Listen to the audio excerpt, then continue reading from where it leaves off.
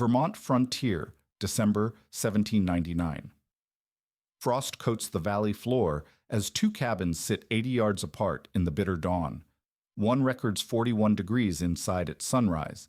The other holds at 63 degrees, with a smaller fire, and half the wood consumed overnight. The warmer cabin belongs to Elias Turner, a quiet New Hampshire stoneworker who built his fireplace wrong. While every neighbor carved fireboxes 30 to 36 inches deep, the proven frontier standard, Turner built his shallow, just 12 inches deep with angled sides that neighbors swore would choke the house with smoke. They called it wasteful. They called him stubborn. Too shallow, they warned. Flames'll lick your boots by Christmas. Turner had learned of Count Rumford's fireplace reforms through a Boston handbill, but frontier wisdom ran deeper than book learning. Traditional deep box designs consumed 1.5 to 2 cords of hardwood per winter month. Turner's narrow throat and splayed fireback defied everything settlers knew about safe smoke evacuation. Then January 1800 arrived. The coldest winter in New England settlement history. Temperatures plunged to 30 below zero. Standard cabins failed, interior walls frosting over, water buckets freezing indoors, families sleeping in coats and boots. But Turner's shallow fireplace held steady at 58 degrees, while neighbors' cabins dropped to 28 degrees inside. What did this quiet craftsman understand about heat, airflow, and radiant energy that an entire community missed? And how did his wrong fireplace become the difference between warmth and freezing when winter struck hardest? If you value stories of practical wisdom that stood the test of time, make sure to subscribe. We've got more documented accounts worth remembering. The autumn of 1799 had been kind to the settlers scattered across Vermont's Green Mountain foothills, but Elias Turner knew better than to trust mild weather. While his neighbors rushed to complete their cabins before the first snows, Turner continued working through late September, shaping granite blocks with the methodical precision his father had taught him back in New Hampshire. The other settlers watched with growing impatience as Turner's fireplace took shape, a design so contrary to frontier wisdom that it drew constant commentary from anyone passing his half-finished cabin.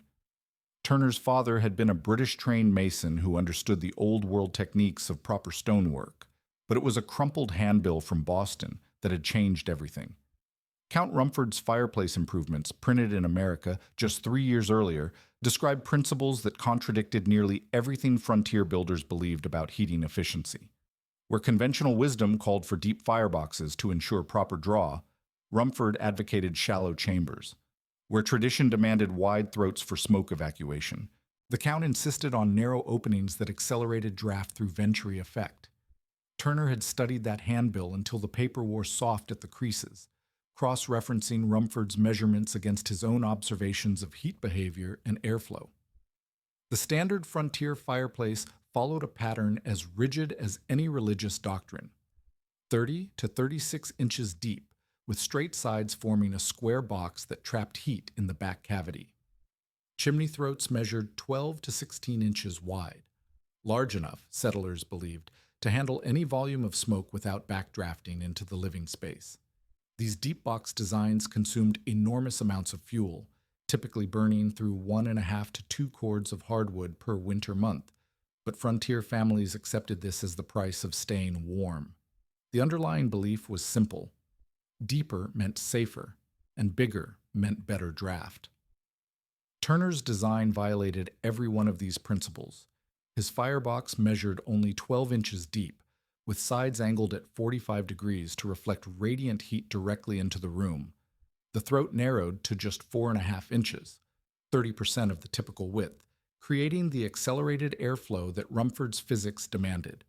Most controversial of all, Turner angled his fireback 5 to 7 degrees forward, turning the rear wall into a heat reflector that would push infrared energy outward rather than allowing it to escape up the chimney. Silas Hawke, whose own cabin sat within shouting distance of Turner's construction site, became the most vocal critic of the unconventional design. A second-generation frontier farmer with extensive experience in rough fieldstone work, Hawke had built fireboxes across the Connecticut River Valley using the time-tested deep box method. His masonry skills were typical of the era, functional rather than refined, focused on speed and durability rather than efficiency. When Hawke examined Turner's shallow chamber, he shook his head with the certainty of a man who had seen countless heating failures. "Too shallow," Hawke warned repeatedly, often within earshot of other settlers.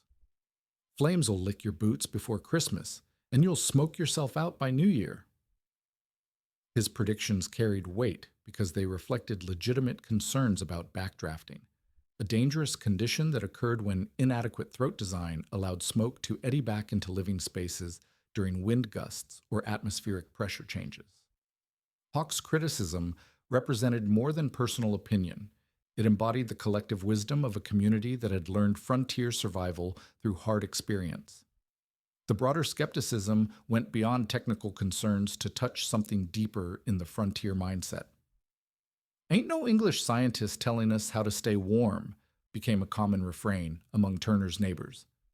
This resistance reflected the post-revolutionary distrust of European authority and the frontier's emphasis on practical knowledge gained through direct experience.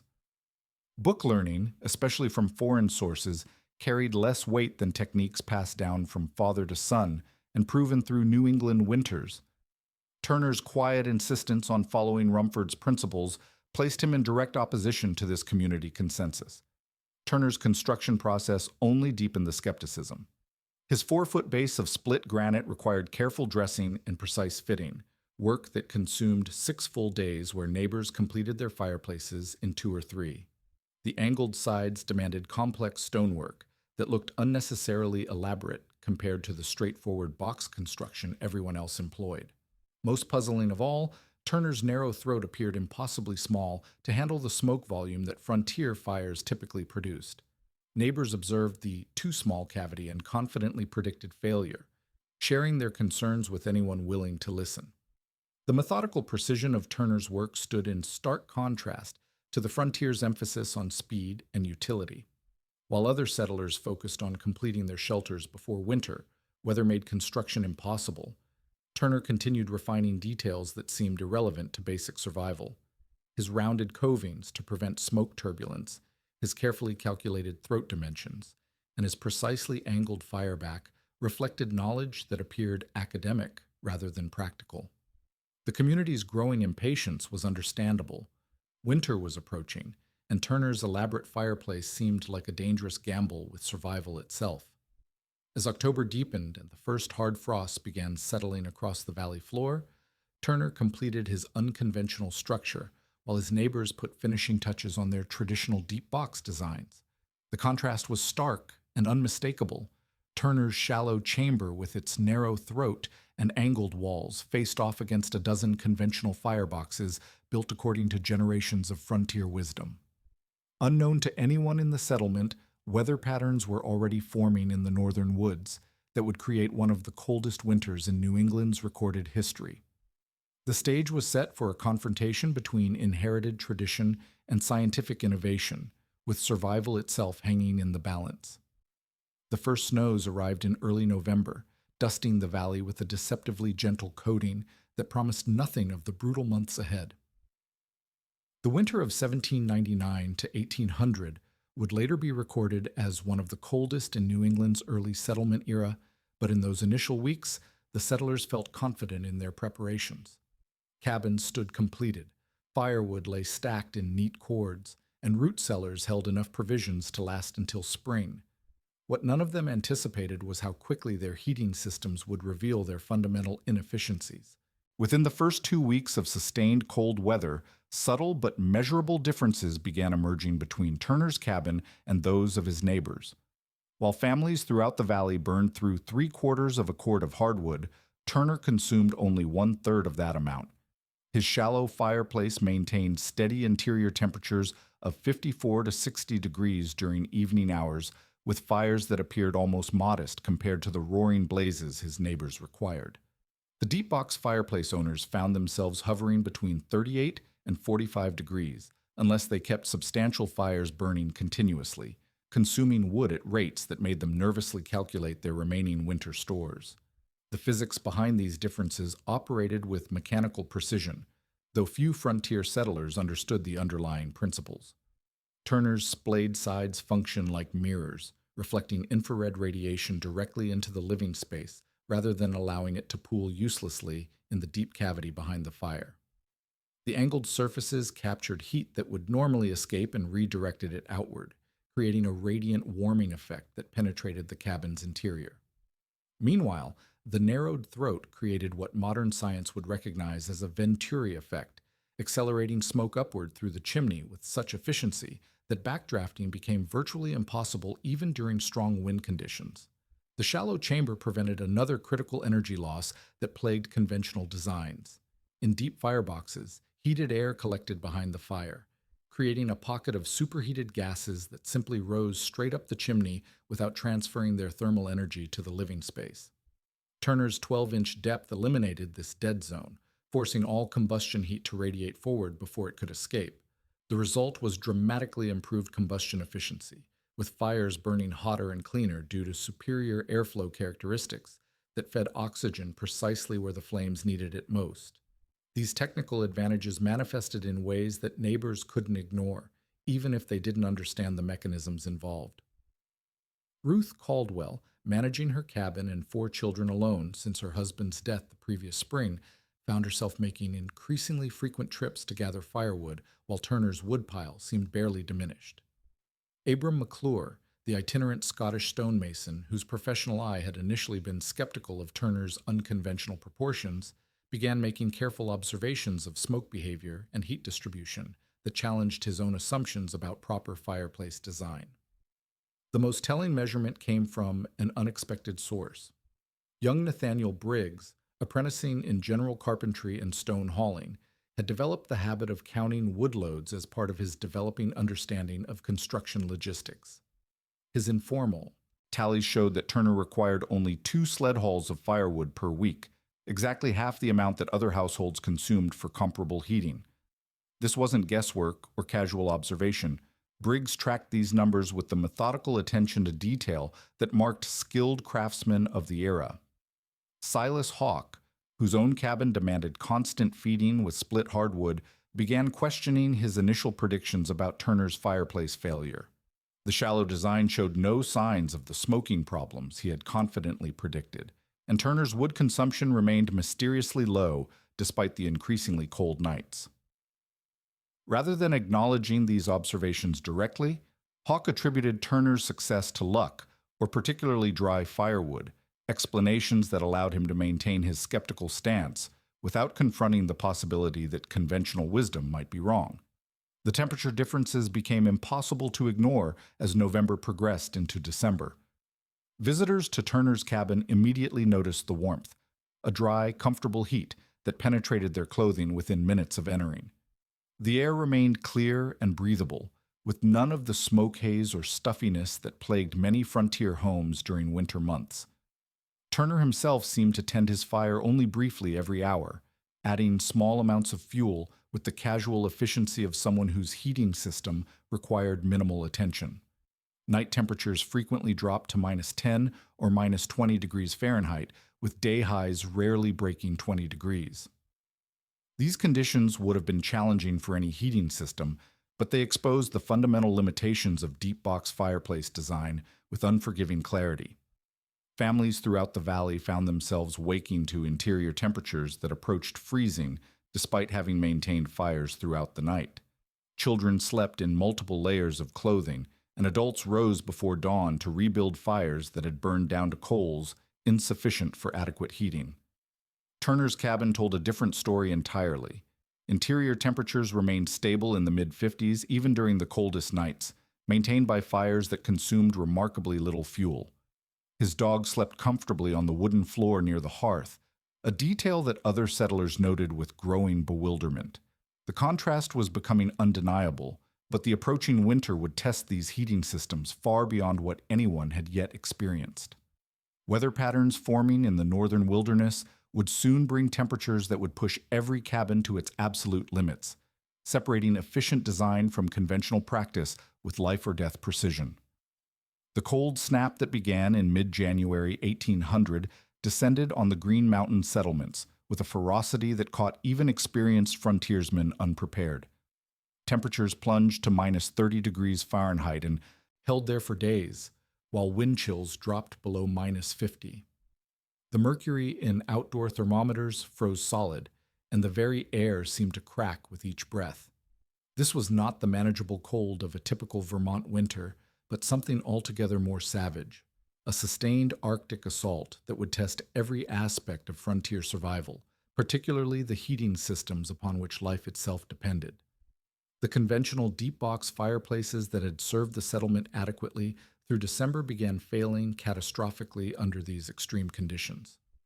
The fundamental flaw in their design, the wide throat that allowed heated air to escape directly up the chimney, became a deadly liability when outdoor temperatures created powerful convective currents that literally sucked warmth from the living spaces. Heat vanished up the open throats as quickly as fires could produce it, leaving families burning through their carefully hoarded wood stores at double the projected rates while interior temperatures continued dropping toward fatal levels. Silas Hawke's cabin, built according to traditional specifications with a 34-inch deep firebox and 14-inch throat, recorded indoor temperatures that hovered between 32 and 36 degrees overnight, despite fires that roared continuously. The wide throat opening created a chimney effect so powerful that heated air was drawn upward faster than the fireplace could replace it with radiant warmth. Hawke found himself feeding split hardwood into his fireplace every 20 minutes throughout the night, yet still woke to find frost forming on the interior log walls just feet from the hearth. His children slept fully clothed under every blanket the family owned, their breath visible in the frigid air of what should have been their warm refuge. The crisis deepened when smoke began eddying back into living spaces during the fierce wind gusts that accompanied the Arctic blast. The wide throats that were supposed to ensure safe smoke evacuation instead created turbulent air patterns that allowed combustion gases to swirl back into cabins whenever atmospheric pressure dropped or wind direction shifted suddenly. Ruth Caldwell's 4 children woke coughing from smoke that filled their single room despite her desperate efforts to maintain proper draw.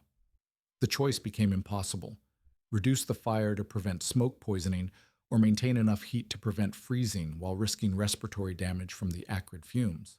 Water buckets froze solid inside the cabins, creating a secondary crisis that threatened basic survival functions.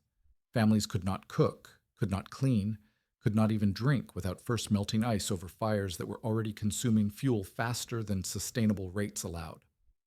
One family's indoor thermometer, hung on the wall farthest from the fireplace, recorded 28 degrees at sunrise after a night of continuous firing. Children slept in coats, boots, and bedrolls, creating makeshift sleeping arrangements that resembled camping more than indoor shelter. The wood stores that had seemed adequate for a normal winter began disappearing with alarming speed.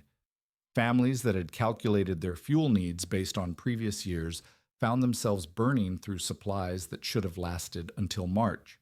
The deep box fireplaces demanded constant feeding, yet delivered heat so inefficiently that much of the energy simply escaped unused.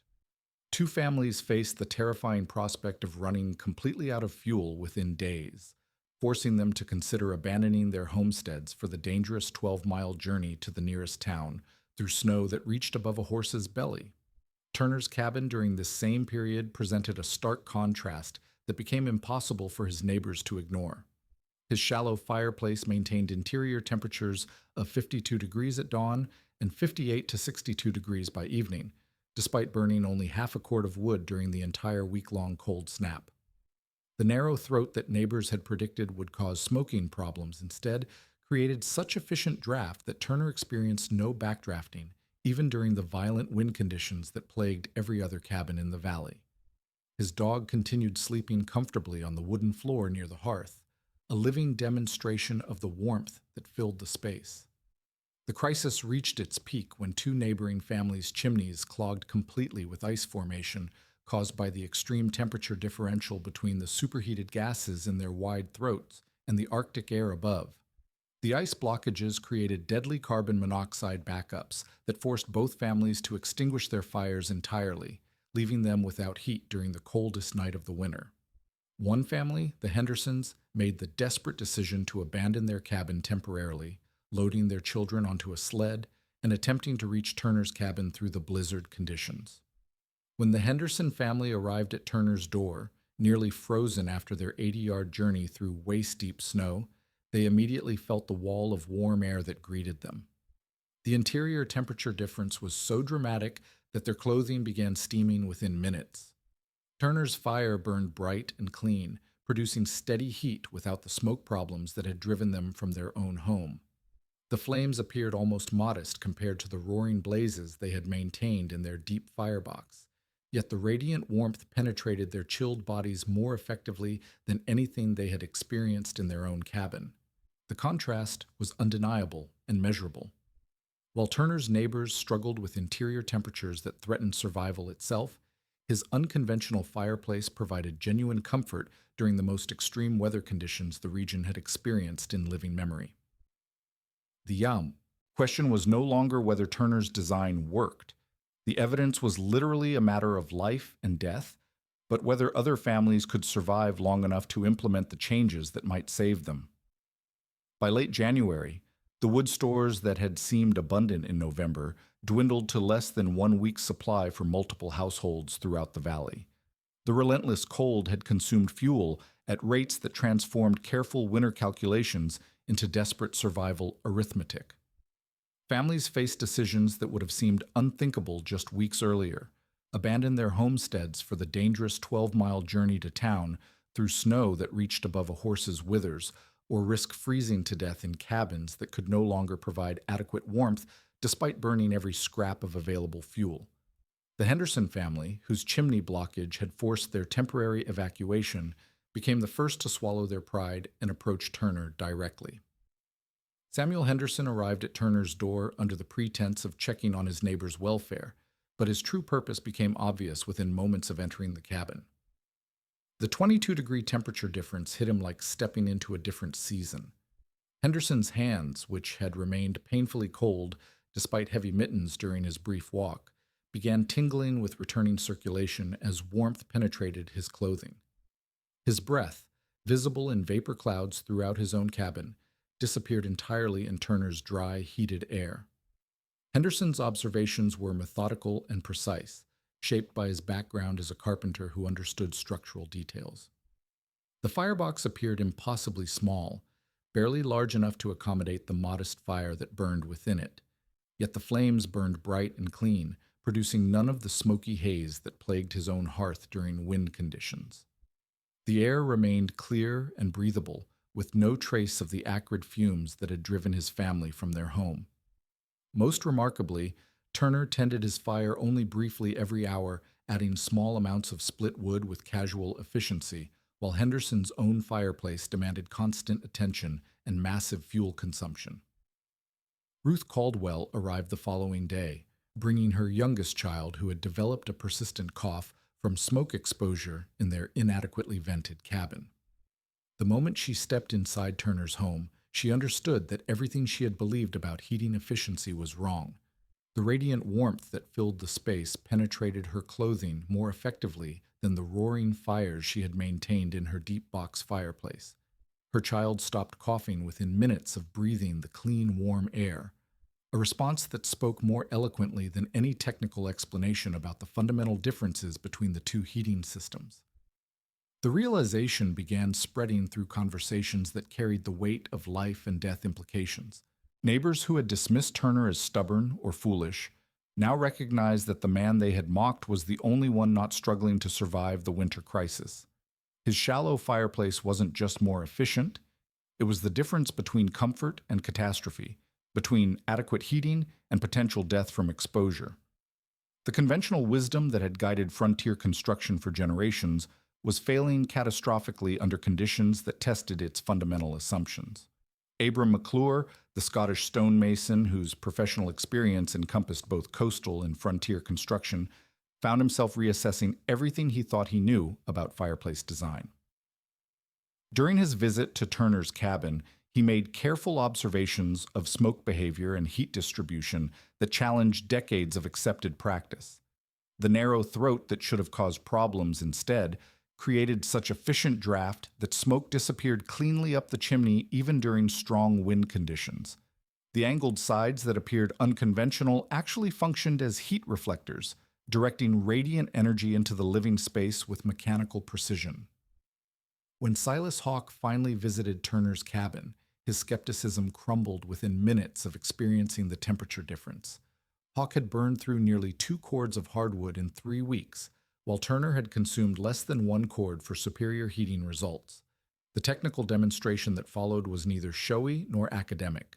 Turner simply showed how throat narrowing increased draft speed by creating accelerated airflow, pointed out how the angled sides radiated heat outward, like mirrors, and demonstrated how a small fire could heat the room as effectively as the massive blazes that consumed Hawke's fuel stores. The explanation was practical, visual, and immediately understandable to men who worked with their hands. Turner showed how the shallow depth prevented heat from pooling uselessly behind the fire, how the forward-angled fireback reflected infrared radiation into the living space, and how the narrowed throat eliminated the chimney effect that was literally sucking warmth from conventional fireplaces. These weren't abstract principles, but observable mechanical functions that explain the measurable temperature and fuel consumption differences between his cabin and theirs. Word spread through the settlement with the urgency of a survival crisis. Turner's hearth worked, and their lives might depend on understanding why. Families began arriving at his door not as skeptics, but as desperate people seeking knowledge that could save them from freezing to death in their own homes. The social dynamics that had positioned Turner as an outsider reversed themselves as neighbors recognized that his unconventional knowledge represented their best hope for surviving the remaining winter months. Turner's response to these requests for help was characteristically practical and measured. He agreed to assist with modifications to existing fireplaces, but warned that the weather window for major stonework was rapidly closing. The granite and mortar work required for reshaping throats and rebuilding firebacks could not be accomplished safely in extreme cold conditions, and attempting such modifications during the current Arctic blast would likely result in structural failures that could prove even more dangerous than the inefficient heating they sought to correct. The community that had mocked Turner's methods just months earlier now faced the reality that their survival depended on adopting the principles they had dismissed as foolish. The question was no longer whether Turner's design was superior. The evidence was documented in temperature readings and fuel consumption records that told an undeniable story. The question was whether they could implement these changes quickly enough to survive a winter that showed no signs of moderating. The brief warming period in early February provided Turner with the narrow window he needed to begin the most critical construction work of the winter. Working in temperatures that still hovered near zero, he moved systematically from cabin to cabin, implementing modifications that would determine whether families survived the remaining months of brutal cold. The work required precise stonework under conditions that made mortar mixing and granite shaping nearly impossible, yet Turner understood that half measures would prove worse than no changes at all. Ruth Caldwell's cabin became the first test case for emergency modifications. Her original deep firebox had failed so completely that her children could not sleep indoors without risk of smoke poisoning from the backdrafting that occurred during every wind shift. Turner began by carefully dismantling the existing throat structure, preserving the surrounding stonework while creating access to rebuild the critical airflow components. The narrowing process required removing granite blocks that weighed over 100 pounds each, then reshaping and refitting them to create the 4.5-inch opening that would transform the fireplace's draft characteristics. The throat modification alone produced immediate results that validated Turner's principles with mathematical precision. Where Caldwell's original 14-inch throat had created sluggish airflow that allowed smoke to eddy and pool, the narrowed opening accelerated combustion gases upward with such force that backdrafting became impossible even during the fierce wind conditions that had previously made her fireplace unusable. Interior temperatures rose 15 degrees within the first night of operation, while wood consumption dropped by nearly 40% compared to the fuel she had burned trying to heat the same space with her conventional design. Silas Hawke's fireplace required more extensive reconstruction that tested Turner's ability to work in sub-freezing conditions. The deep firebox needed complete reshaping to eliminate the heat-trapping cavity that had rendered Hawke's massive fuel consumption ineffective. Turner methodically removed the rear wall stones, then rebuilt the fireback with a 5-degree forward angle that would reflect radiant heat into the living space, rather than allowing it to escape unused up the chimney. The angled sides required precise stone cutting that Turner accomplished using techniques learned from his British-trained father, creating reflective surfaces that would function like mirrors to direct infrared energy outward. The results in Hawke's cabin proved even more dramatic than those achieved at Caldwell's homestead. Interior temperatures that had struggled to reach 40 degrees with roaring fires now maintained steady readings of 55 to 60 degrees with modest fuel consumption. The transformation was so complete that Hawke's children could sleep comfortably without the heavy clothing and multiple blankets that had been necessary throughout the winter crisis. Most significantly, Hawke's wood stores, which had been projected to last only days under the old consumption rates, would now carry him through until spring with surplus remaining.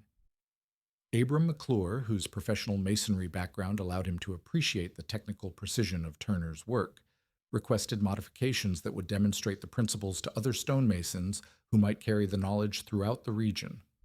His fireplace reconstruction became a teaching project where Turner explained each step of the process while implementing the changes. The throat narrowing, fireback angling, and sidewall reshaping were documented in McClure's working notes with measurements and techniques that could be replicated by other craftsmen. The community transformation that occurred over the following weeks reflected more than improved heating efficiency. It represented a fundamental shift in how frontier settlers approached the relationship between inherited wisdom and proven innovation. Families who had initially dismissed Turner's methods as unnecessarily complex now recognized that his understanding of heat transfer, airflow dynamics, and combustion efficiency had saved their lives during the most extreme weather conditions they had ever faced. The mockery and skepticism of autumn gave way to respectful acknowledgement that Turner's quiet persistence had protected not just his own family, but potentially the entire settlement. By winter's end, every neighbor who had implemented Turner's modifications acknowledged the shallow firebox design as demonstrably superior to conventional frontier construction. The measured results spoke with undeniable authority. Interior temperatures 15 to 20 degrees warmer, wood consumption reduced by 40 to 50%, and elimination of the smoke problems that had plagued deep box designs during wind conditions. These weren't subjective improvements, but quantifiable changes that could be documented and replicated by anyone willing to follow Turner's proven methods. Stories of the Vermont settlement's heating revolution began traveling from town to town throughout New England, carried by traders and travelers who had witnessed the remarkable temperature differences between Turner's modified cabins and traditional frontier construction. A local stonemason from the Connecticut River Valley requested detailed drawings of Turner's proportions, seeking to replicate the design for clients who had heard accounts of the fuel savings and improved comfort. The knowledge that had seemed academic and impractical in Turner's hands began spreading as frontier families recognized its life-saving potential. The regional impact extended far beyond the immediate settlement as Rumford-style fireplaces gained acceptance throughout New England between 1800 and 1830. Thomas Jefferson, whose scientific interests encompassed practical applications of heat transfer principles, installed similar designs at Monticello after learning of their efficiency through correspondence with New England builders. Western homesteaders adopted the shallow firebox design during territorial expansion, carrying Turner's hard-won knowledge into regions where fuel efficiency could determine survival during harsh frontier winters. Turner's original hearth, preserved by his grandson and displayed at a local agricultural fair in the 1870s, served as tangible proof of the principles that had once seemed so controversial. A surviving ledger from the winter of 1800 documented average interior temperatures of 58 degrees, exceptional performance for frontier construction of any era. The region's cabins gradually standardized Rumford proportions as new construction incorporated lessons learned during that brutal winter when the difference between efficient design and conventional wisdom had literally been the difference between life and death.